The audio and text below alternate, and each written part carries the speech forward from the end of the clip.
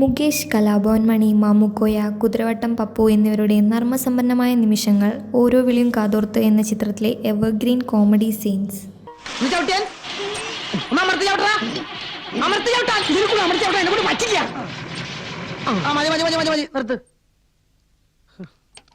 എത്ര കാലമായി നമ്മൾ നിരപ്പിച്ചു നടക്കാൻ തുടങ്ങിയിട്ട് പഴയ പാട്ടുകളൊക്കെ വിട്ടിട്ട് പുതിയ വണ്ടി വാങ്ങിച്ചൂടെ? അല്ലെങ്കിൽ പുതുതായിട്ട് ഡ്രൈവിംഗ് പഠിക്കാൻ പറ്റുന്ന പിള്ളേർക്ക് സെപ്റ്റിക് ഇഞ്ചക്ഷൻ ഒക്കെ നേരുണ്ടാവുള്ളൂ. പറഞ്ഞില്ലെന്ന് വേണ്ട. എന്താണ് നീ പറഞ്ഞത്? കൊച്ചിനോക്കാൻ പറഞ്ഞ കൊച്ചിനോക്കാൻ മതി, കൊച്ചമനെ നോക്കണ്ട കേട്ടാ.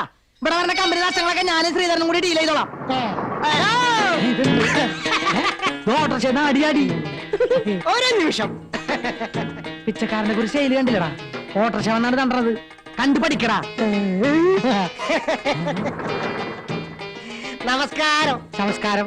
ആരെ നോക്കിയാണ് പറഞ്ഞത്? രണ്ടുപേരെയും നോക്കിയാണ് നമ്മള് പറഞ്ഞത്. നമ്മളെ കസേരയിലേക്ക് നിരുന്നോട്ടെ. വേണ്ട വേണ്ട, ഇവിടെ വന്നാ മതി. എന്താ ചെയ്യാൻ തന്നേക്കാം. നമ്മള് പിച്ചക്കൊന്നും വന്നല്ല ഒന്ന്.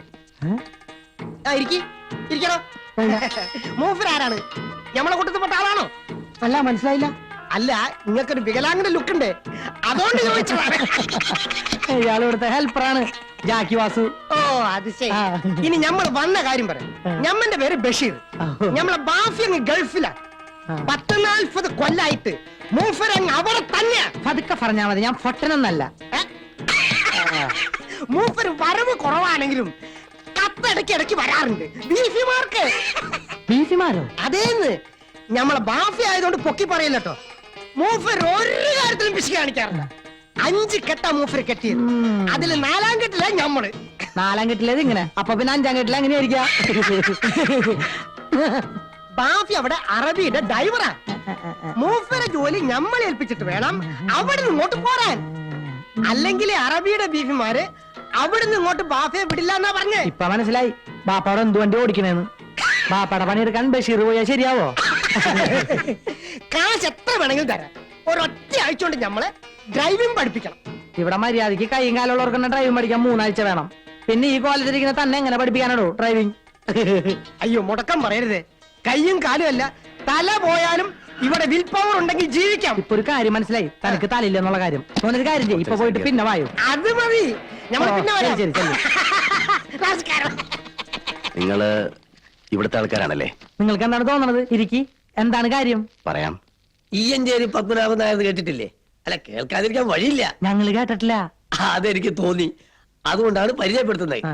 അക്കരെ പടിഞ്ഞാറേക്കര മുഴുവനും ഇയഞ്ചേരിക്കാരുടേതാ. ഇയഞ്ചേരിക്കാരുടെ ഒപ്പത്തിനൊപ്പം നിൽക്കാൻ ഏതെങ്കിലും തറവാട്ടുകാരുണ്ടോന്ന് ചോദിച്ചാൽ ധൈര്യമായിട്ട് നിങ്ങൾക്ക് ഇല്ലെന്ന് പറയാം. ഇതുവരെ ഞങ്ങളോട് ആരും ചോദിച്ചിട്ടില്ല. ഇനി ചോദിക്കണം, ഞങ്ങൾ പറഞ്ഞോളാം. എന്റെ പോരെ. എനിക്കൊരു മകളുണ്ട്, സുഭദ്ര. ഞങ്ങളവിടുത്തെ LP സ്കൂളിലെ പാട്ട് ടീച്ചറാ. അയ്യോ, പാട്ട് പഠിക്കണം ഞങ്ങൾക്ക് പറ്റൂല. ഞങ്ങളുടെ തൊണ്ട ശരിയല്ല. പ്ലീസ്. നിങ്ങളെ പാട്ട് പഠിപ്പിക്കാനൊന്നുമല്ല, പിന്നെ ജീവിക്കാൻ സ്കൂളിൽ നിന്ന് കിട്ടുന്ന ശമ്പളത്തിന്റെ ആവശ്യമില്ല. വെറുതെ വീട്ടിലിരുന്ന് മുഷിയണ്ടല്ലോ എന്ന് കരുതിയിട്ടാ. അത് കൊള്ളാം. ഇത്രയും വലിയ തറവാട്ടാരായിട്ട് നിങ്ങൾക്ക് ഇതൊരു കാർ വാങ്ങിക്കാൻ പറ്റിയില്ലേ? അയ്യോ, വാഹനം വാങ്ങാൻ കഴിയാഞ്ഞിട്ടല്ല. ഇയ്യഞ്ചേരിയിൽ വാഹനം വാഴില്ല എന്നാണ് ശാസ്ത്രം. അത് ശരി. എന്നാൽ ബാംഗ്ലൂരുകാരുടെ സ്ഥിതി നേരെ മറിച്ചാ. പയ്യന്റെ വീട്ടിൽ നിറയെ കാറുകളാ. അവന്റെ വീടും വർഷോപ്പ് ഒന്നിച്ചാണോ? ഇയാളേതാ? ഇയാള് ജാക്കി വാസു. അത് കണ്ടപ്പോഴേ മനസ്സിലായ ആളൊരു ജാക്കിയാണ്. അപ്പൊ നമ്മൾ പറഞ്ഞു വന്നത്, പയ്യൻ ബിസിനസ് കാര്യത്തിന് എപ്പോഴും യാത്രയിലായിരിക്കും. ആ സമയം സുഭദ്ര കുഞ്ഞ് വീട്ടിലിരുന്ന് മുഷിയണ്ടല്ലോ. വേണമെന്ന് തോന്നുമ്പോ ഒന്ന് കാറെടുത്ത് പുറത്തു പോകാലോ എന്ന് കരുതിയാ. അത് ശരിയാണ്. ഇപ്പൊ ഭാര്യമാരും വീട്ടിലിരിക്കാറില്ല. ഭർത്താക്കന്മാര് പുറത്തു പോയാ ഭാര്യ കാറിലിരുന്ന് കറങ്ങണായിരിക്കും. അത് വേറൊരു തരം എക്സ്പീരിയൻസ് ആണ്. അതുകൊണ്ട് എത്രയും വേഗം കുഞ്ഞിനെ ഡ്രൈവിംഗ് പഠിപ്പിക്കണം. ഡ്രൈവിംഗ് അറിയില്ല എന്നുള്ള കാരണത്താൽ ഈ വിവാഹം മുടങ്ങി പോകരുതല്ലോ. അത് ശരിയാണ്. പ്രശ്നം ഉണ്ടായിട്ടൊന്നല്ല. ഇവിടുത്തെ പെൺകുട്ടികൾക്ക് അഡ്മിഷൻ കൊടുത്തിട്ടില്ല. മനപ്പൂർവ്വം അത് വേണ്ടെന്ന് വെച്ചിട്ടാണ്. അങ്ങനെ പറയരുത്. ഇവിടെ പഠിപ്പിക്കുന്നവരെ കുറിച്ച് പുറമെ നല്ല അഭിപ്രായമാണ്. അതുകൊണ്ടാണ് ഇവിടെ തന്നെ വന്നത്. അങ്ങനെ ഒരു അഭിപ്രായം ഉണ്ട്. പക്ഷെ എനിക്ക് അങ്ങനെ ഒറ്റയ്ക്ക് ഒരു തീരുമാനം എടുക്കാൻ പറ്റൂലല്ലോ. ഇത്തരം കാര്യങ്ങളൊക്കെ തീരുമാനിക്കുന്ന ശ്രീധരനാണ്. ശ്രീധരൻ? അതെ, ഫ്ലൈങ് മാസ്റ്റർ ശ്രീധരൻ. അതെ, ആളത്തി കഴിഞ്ഞല്ലോ. ഞാൻ ഒറ്റയ്ക്ക്. പിന്നെ നാട്ടുകാരെല്ലാം കൂടെ വരുമോ? പത്തിയായിട്ട് വണ്ടി മാറ്റിയിടോ. എന്തിനാണ് നമുക്ക് സ്വാതന്ത്ര്യം കിട്ടിയത്? നാട് കുട്ടിച്ചോറാക്കാനോ? ഇതിലൊക്കെ നിലവിൽ സായിപ്പുമാര് ഭരിക്കുന്ന. ആര് ഭരിച്ചാലും മറ്റവരുണ്ടോ കാര്യം നടക്കും. കാശായിട്ടും കുപ്പിയായിട്ടും എത്രയാ കൊടുക്കുന്നത്? എന്നാലും ആർത്തി തീരില്ല. ഈ പരിപാടിയൊക്കെ നിർത്തി കിളയ്ക്കാൻ പോകുന്നതാണ് നല്ലത്. കിളയ്ക്കാൻ പോകുന്നതിന് മുമ്പായി ഞങ്ങളെ കാര്യം കൂടി ഒന്ന് തീർക്കണം. ആരാ ഇയാൾ? അത് എല്ലാം ഞാൻ പറഞ്ഞുതരാം. ഇയാൾ ഇഞ്ചേരി പത്മനാഭൻ നായർ. പത്മനാഭൻ നായർ. ഇദ്ദേഹത്തിന്റെ മോൾക്ക് ഡ്രൈവിംഗ് പഠിക്കണോന്ന്. പഠിച്ചോട്ടെ. ആര് പറഞ്ഞു വേണ്ടെന്ന്? നമ്മള് പഠിപ്പിച്ചു കൊടുക്കണമെന്നാണ് പറഞ്ഞു. ഇവിടെ പെൺകുട്ടികളെ പഠിപ്പിക്കാറുണ്ട് ലോകം മുഴുവൻ അറിഞ്ഞൂടെ? അതും അവർക്കറിയാം. പക്ഷെ ഒരു നിവൃത്തിയില്ലാത്തോണ്ടാണ്. ഡ്രൈവിംഗ് പഠിച്ചില്ലെങ്കിൽ ഇയാളുടെ മോളുടെ കല്യാണം മുടങ്ങുന്നു. കല്യാണം മുടങ്ങ്? ഈ ഡ്രൈവിംഗും കല്യാണവും തമ്മിൽ എന്ത് ബന്ധം? അത് അതായത് പോടാർന്ന് പോലെ പറഞ്ഞ ഇത്തരം കാര്യങ്ങളൊക്കെ ഞാൻ നോക്കിക്കോളാം. ശ്രീധര പറ്റോ പറ്റില്ലെന്ന് പറഞ്ഞാ മതി. ഒരു പെൺകുട്ടിക്ക് ജീവിതം കിട്ടുന്ന കാര്യ ഈ ഡ്രൈവിംഗിന്റെ പേരിൽ കല്യാണം മുടങ്ങാന്നൊക്കെ പറഞ്ഞാൽ ഞങ്ങളെ കൈ ഒഴിയരുത്. നമ്മളെ കൈ സെന്റിമെന്റലായി പോകുന്നതാണ് പ്രശ്നം. ശരി, ഇനി ഡ്രൈവിംഗ് അറിയില്ല എന്നുള്ള കാരണം കൊണ്ട് മകളുടെ കല്യാണം മുടങ്ങി പോകണ്ട, നടക്കട്ടെ. സമാധാനായി. അപ്പോ എങ്ങനെയാണാവോ ഇതിന്റെ സമയമൊക്കെ? കാലത്ത് 7 മണിക്കാണ് ക്ലാസ് ടൈം. തല എവിടെയാന്നാ പറഞ്ഞത്? 3-ാം മെഡിക്കൽ ജംഗ്ഷനിൽ നിന്ന് ഇടത്തോട്ടുള്ള വഴിയാ. ആ വഴി അവസാനിക്കുന്നത് ഇയ്യഞ്ചേരിയിലാ. ഓഹോ, രാവിലെ ഒന്നും ഞാൻ ആ വഴിക്കാ വരാറ്. ഞാൻ അവിടെ ഒന്ന് കുട്ടിയെ പിക്ക് ചെയ്തോളാം. നാളെ തന്നെ തുടങ്ങാം. വളരെ ഉപകാരം. ആ കുഞ്ഞുനായരെ, ഓ, ഫീസിന്റെ കാര്യങ്ങൾ എന്താന്ന് വെച്ചാ സംസാരിച്ചോളൂ. ഫീസ് പേടിക്കണ്ട, ഒട്ടും കുറയ്ക്കൂല. അതെന്ത് വേണമെങ്കിലും ചെയ്യാം. പണം ഒരു പ്രശ്നമേ അല്ല. ഞങ്ങൾ വരട്ടെ. ആയിക്കോട്ടെ. അതെ, രാവിലെ 7 മണി എന്ന് പറയുമ്പോ നിങ്ങളുടെ മകൾ മാത്രമേ വണ്ടിയിലുണ്ടാവും. അതുകൊണ്ട് ഉത്തരവാദപ്പെട്ട ആരെങ്കിലും കൂടെ ഉണ്ടാവണം. അത് ശരിയാണ്. ഇറങ്ങാം. പിന്നെ ഡ്രൈവിംഗ് പഠിച്ചാലാ പെണ്ണ് കേട്ടാൻ പറ്റുള്ളൂ. അങ്ങനെ ഒരു നിർബന്ധം വരുന്നത് ഡ്രൈവിംഗ് സ്കൂളിൽ നല്ലതാ. അതെ, ഡ്രൈവിംഗ് പഠിച്ചത് നന്നായി.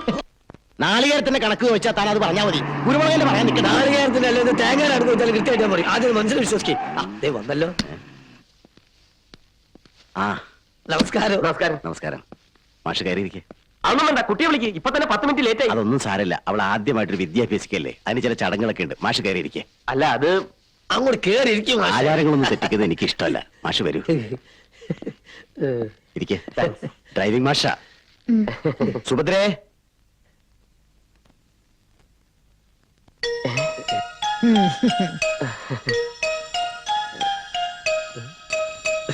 ഇത് ഇവിടുത്തെ ഓപ്യ.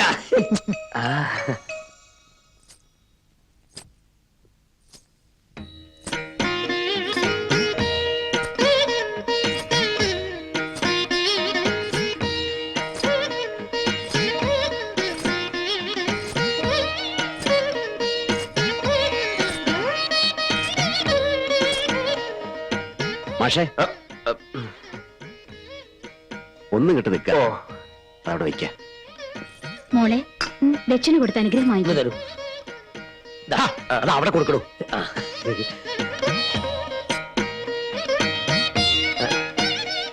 അയ്യോ, എന്താ ഇത്? ഇതിന്റെ ഒന്നും ആവശ്യമില്ലായിരുന്നു. എല്ലാം നല്ലതിന് വേണ്ടിയാ. ടൈമായി. എന്നാ പിന്നെ ഇറങ്ങാം. വന്നോളൂ. ആ, കുട്ടിയുടെ ഭാഗത്തുള്ള ഒരാൾ വണ്ടിയിൽ ഉണ്ടാവണം. ആരാ വരുന്നത്? എന്താ ഞാൻ പോരെ? തൽക്കാലം മതി. വന്നോ. അമ്മേ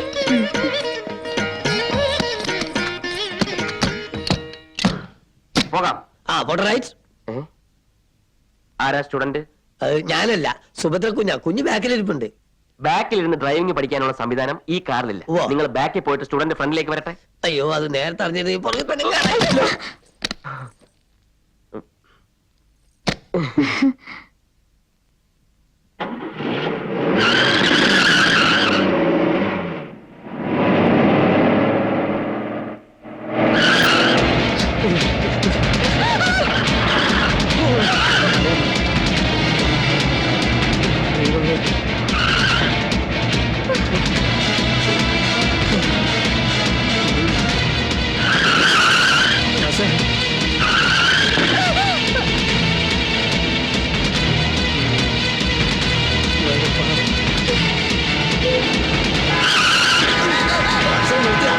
നിർത്തുക.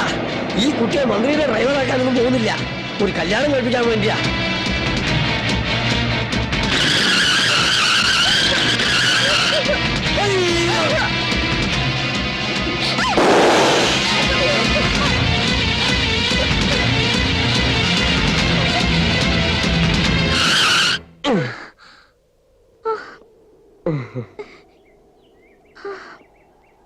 അയ്യോ, അല്ല, നമ്മൾ ജീവിച്ചിരിപ്പുണ്ടോ അതോ എന്റെ തോന്നലോ? ഇതേതാ ഡിസ്ട്രിക്ട്? കുട്ടി പേടിച്ചോ? ആദ്യം പേടിച്ചു, പിന്നെ പിന്നെ സ്പീഡ് പോരാൻ തോന്നി.